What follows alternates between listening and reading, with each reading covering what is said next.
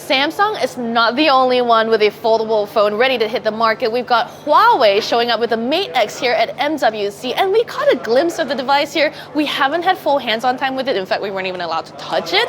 But from our early preview and from what we can see so far, it looks pretty good. And here are some key differences between the Galaxy Fold and the Huawei Mate X.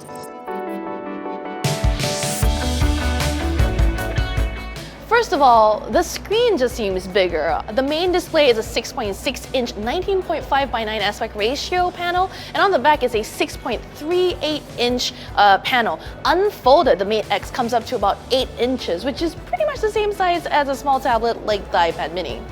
On the other hand, the Galaxy Fold opens up to just 7.5 inches or so.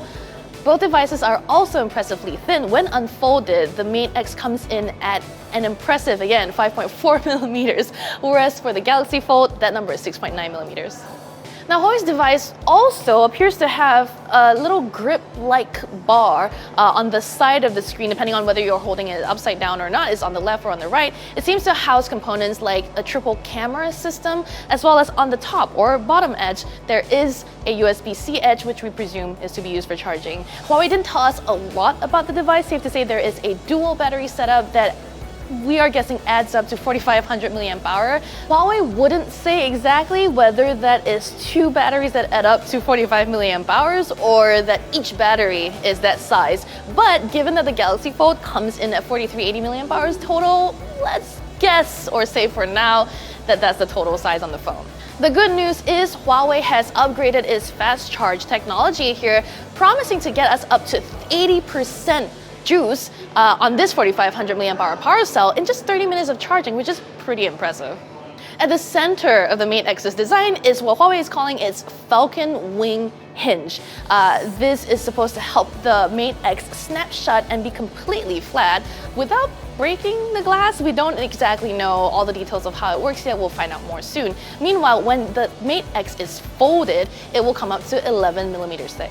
Like the Galaxy Fold, the Huawei Mate X also features a fingerprint scanner embedded into the power button that's along the side of the device, instead of in-screen like the S10 Plus or the Mate 20 Pro. That might be because it's just too complicated right now.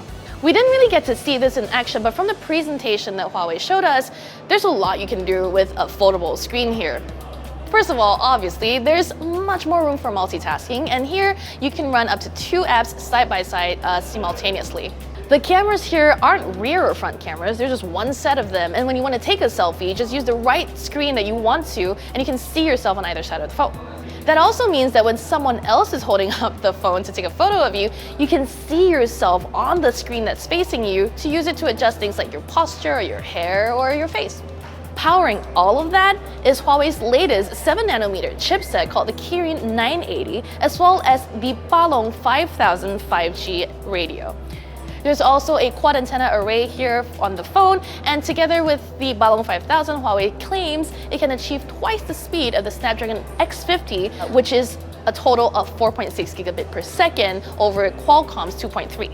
This is still a really early preview though. We haven't even touched it. We haven't even been able to tell you if it's sturdy. So I would say stay tuned for more of our impressions and all of the news out of MWC 2019.